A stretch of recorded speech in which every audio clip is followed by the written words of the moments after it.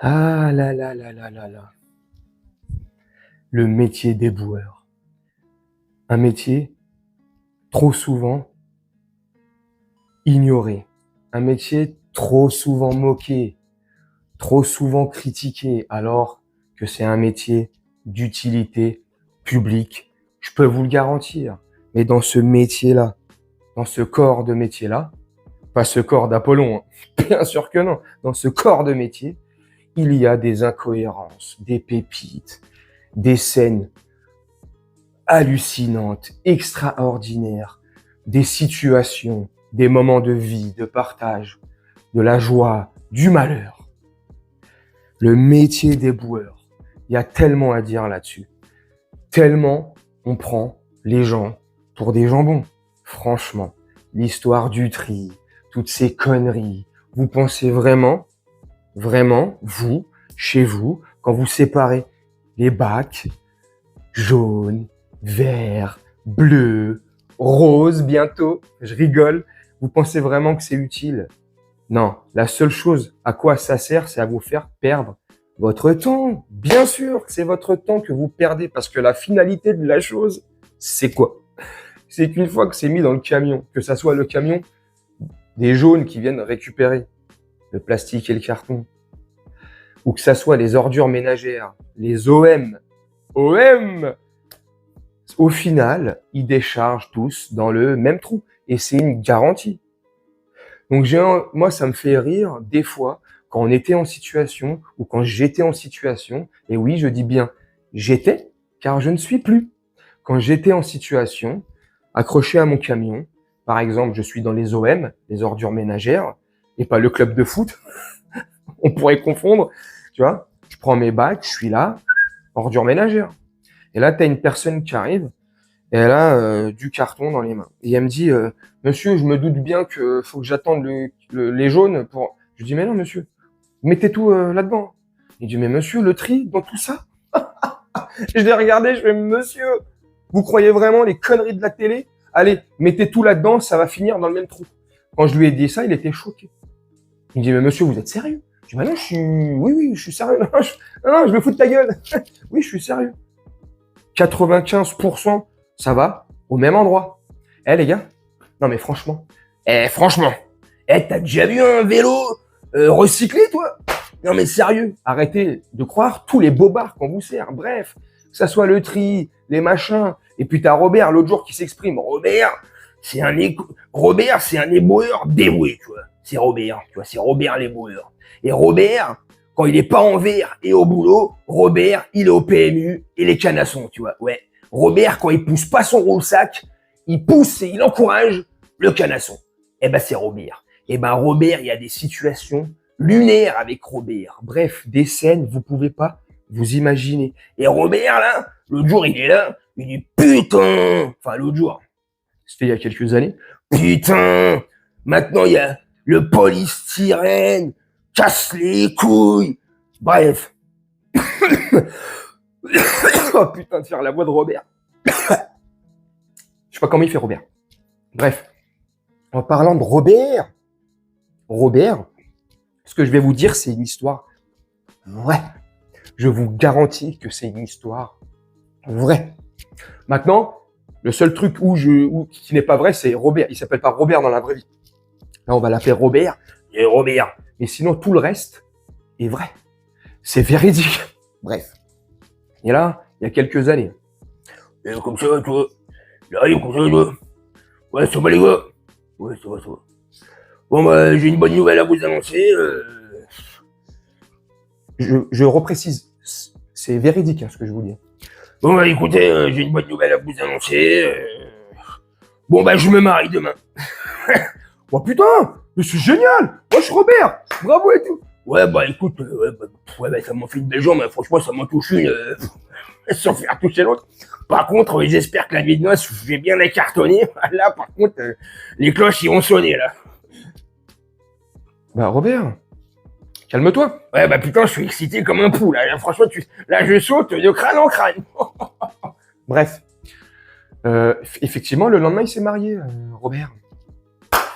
Et bon, il s'est marié à la... Bon, là, je vais juste dire où à Montreuil. Il s'est marié à la mairie de Montreuil. La cérémonie, il y avait Robert, sa femme, et des collègues de travail. La cérémonie se passe, mais quand je vous dis la cérémonie se passe, t'as déjà assisté à une étape du Tour de France?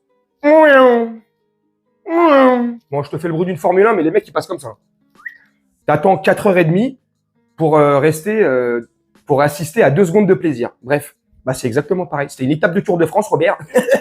Voulez-vous pour... je suis pas là, les yeux. Ouais, oui. Mais attendez, monsieur. La cérémonie. Oui. Bref, 2 minutes 30 chrono. Ils étaient déjà dehors. Youpi, allez. Il y en a qui commencent à acheter du riz. Ouais, malheureux, là. Malheureux. Mais qu'est-ce que tu nous fais, là? Faut pas cacher la bouffe comme ça, bordel de merde. Bref, allez, on se donne tous rendez-vous. Et là, il nous donne une adresse. Et l'adresse, c'est quoi? Bon, je vais pas la donner. L'adresse, c'est à Montreuil, Croix-de-Chavaux. Métro Croix-de-Chavaux. Voilà, dans ce secteur-là. Moi, je sais pas, il y a quoi cette adresse? Et la plupart des collègues, personne ne sait il y a quoi à cette adresse. Donc, on a l'adresse, tac, GPS, bagnole et direction. C'était pas très loin, hein, quelques minutes. On arrive, on se garde devant un kebab. Et on se demande tous, mais la salle, la cérémonie, l'anniversaire va se dérouler où? Et là, il y a Robert qui arrive. Je vous garantis que c'est la vérité. Là, Robert, il arrive avec sa poche. Avec sa poche! Oui, on m'a bien entendu, mesdames et messieurs, il arrive avec sa poche. Une voiture sans permis. Il se gare, il sort avec madame. Il sort, et là, je vous garantis que c'est vrai. Habillé comme ça. Et oui, mesdames et messieurs, c'est Robert. Et là, on dit à Robert, Robert, c'est où qu'on fait la fête? Il dit, c'est là, au kebab. Au kebab. On a mangé, après son mariage, dans un grec. Et il a dit, et je vous garantis que c'est la vérité pure et bon, les gars, ce soir, c'est pour moi, forcément, c'est mon mariage. Bon, je paye pour tout le monde une assiette avec une boisson. Là, on le dit, là, je vous le dis, on rigole. Enfin, j'espère que vous rigolez à travers votre écran. Mais on en a rigolé, ça a été un moment mémorable, c'était génial. Bref, ça fait des souvenirs de ouf. Mais c'est pour vous dire, dans ce métier-là, il y en a des vertes et des pas mûres, des histoires, du social, des drames, des joies. Bref, je pourrais faire des sketchs et des sketchs. Là, c'est que de l'impro ce que je vous fais. Mais je pourrais écrire des sketchs et des sketchs. Tiens, j'en profite. Ça vous plairait comme ça que je fasse des capsules de personnages, machin, de sketchs, de la vie quotidienne, ou de ce qui se peut se passer dans les réseaux, à l'actualité. Bref, ça pourrait être sympa, tiens. Bref, des trucs comme ça, il y en a plein. Et Robert, c'est un personnage. Et ça, c'est peut-être un personnage que je vais travailler, ouais. Robert les boueurs. Ouais, c'est moi. Et puis Robert, comme je vous ai dit, quand il est pas au taf en train de balayer et puis ramasser les merdes que vous laissez traîner dans les rues, bonne de porc, Robert, il est au PMU. Et donc, ça ferait les réactions de Robert au PMU et Robert en situation, bordel de merde. Je sais pas ce que vous en pensez, tiens. Dites-moi en commentaire si l'idée est pas mal, si on peut tirer quelque chose, en faire un truc. Bref. Mais au-delà de tout ça, voilà, je voulais vous en parler un peu. Et encore, non, même pas. Voilà, petite vidéo comme ça pour parler des éboueurs, des machins, des absurdités, l'absurdité du tri, ce qu'on peut voir dans les bureaux, les mots qui nous font circuler, les directives, les machins, les absurdités.